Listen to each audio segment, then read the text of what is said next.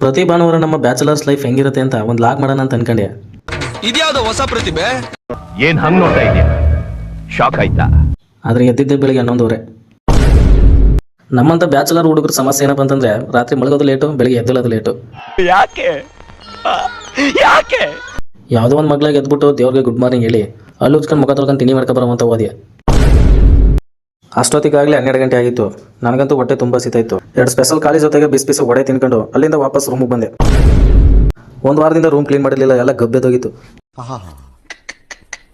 ನಿಮ್ಮ ಅಪ್ಪ ಅಮ್ಮ ನಿನ್ನದು ಏನು ಅಂತ ಹುಟ್ಟಿಸ್ಬಿಟ್ರು.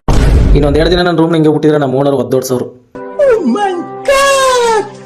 ಕೊನೆಗೆ ನನ್ನ ರೂಮ್ನ ಒಂದು ಕಡೆಯಿಂದ ನೀಟಾಗಿ ಕಸ ಎಲ್ಲ ಗುಡಿಸಿ ಒಂದು ಡಸ್ಟ್ಬಿನ್ಗೆ ತುಂಬ್ಕೊಂಡು ಕಸ ಬೀಸಾಕ್ಬಿಟ್ಟು ಬಂದು ಅಲ್ಲಿಂದ ಬತ್ತಿದಂಗೆ ರಾತ್ರಿ ನೆನೆ ಹಾಕಿದ ಬಟ್ಟೆಗಳೆಲ್ಲ ನನ್ನ ಕೈ ಬೀಸ್ ಕರೀತಿತ್ತು.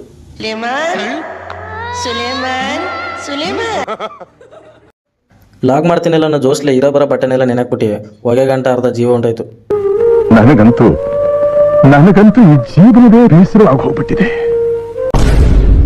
ಇದನ್ನೆಲ್ಲ ನೋಡ್ತಿದ್ರೆ ಆದಷ್ಟು ಬೇಗ ನಾನು ಮದುವೆ ಆಗಬೇಕು ಅನ್ಸುತ್ತಾ. ಆದರೆ ರೀಸೆಂಟಾಗಿ ರಾಯಚೂರಲ್ಲಿ ಒಂದು ಇನ್ಸಿಡೆಂಟ್ ನಡೀತು. ಮದುವೆಯಾಗಿ 3 ತಿಂಗಳಿಗೆ ಗಂಡನನ್ನು ಕೃಷ್ಣ ನದಿಗೆ ತಳ್ಳಿದ ಪತ್ನಿ. ನೆನ್ಸ್ಕೊಂಡ್ರೆ ಜೀವ ಬಾಯಿಗೆ ಬತ್ತ, ಅದಕ್ಕಿಂತ ಇದೇ ವಾಸಿ. ಹಂಗೂ ಹಿಂಗೂ ಕಷ್ಟಪಟ್ಟು ನೆನೆಕಿದ ಬಟ್ಟನೆಲ್ಲ ವಾಶ್ ಮಾಡ್ಬಿಟ್ಟು ನಾನು ಸ್ನಾನ ಏನ ಮಾಡ್ಕೊಂಡು ರೆಡಿ ಆದಿ. ಅಷ್ಟರಲ್ಲಿ ನನ್ನ ತಂಗಿ ಕಾಲ್ ಮಾಡಿದ್ಲು. ನಾನು ಇವತ್ತು ಲಾಗ್ ಮಾಡ್ತಿರೋ ವಿಷಯನ ಅವಳಿಗೆ ಹೇಳಿದೆ. ದೊಡ್ಡ ನಮಸ್ಕಾರ. ಏನು ಹೇಳ್ದಂಗೆ no nothing, thank you please.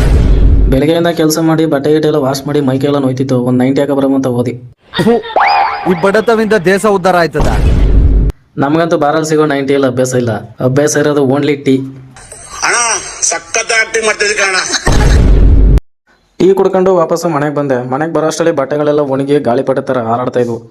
ಒಣಗಿರೋ ಬಟ್ಟೆಗಳೆಲ್ಲ ಎತ್ಕೊಂಡ್ಬಂದು ನೀಟಾಗಿ ಮಡ್ಚಿ ನಾಳೆ ಡ್ಯೂಟಿಗೆ ಬೇಕಾಗಿರೋ ಬಟ್ಟೆಗಳು ಐರನ್ ಮಾಡಿಬಿಟ್ಟು ಬೀರೊಳಗೆ ಇಟ್ಟೆ ಅಷ್ಟೇ. ಗೈಸ್, ಇದು ಈ ಭಾನುವಾರದ ಕತೆ. ಈ ವಿಡಿಯೋ ನಿಮ್ಗೆ ಇಷ್ಟ ಆಗಿದ್ರೆ ಲೈಕ್ ಮಾಡಿ, ಹಾಗೆ ಫಾಲೋ ಹಾಗೆ ನನ್ನ ಯೂಟ್ಯೂಬ್ ಚಾನಲ್ಗೆ ಸಬ್ಸ್ಕ್ರೈಬ್ ಆಗಿ ಅಂತ ಹೇಳ್ತಾ ಮುಂದಿನ ಭಾನುವಾರ ನಾನು ಸಿಗ್ತೀನಿ. ಅಲ್ಲಿವರೆಗೂ ಮಾಡ್ಲು ಕರ್ನಾಟಕದಲ್ಲಿ ಒಬ್ಬರೇನೋ ನಿಮ್ ಜೊತೆಗಾರ ಯಾರು ಅವರಪ್ಪ. ಇದೊಂದೇ ಮಾಸ್ಟರ್ ಪೀಸ್.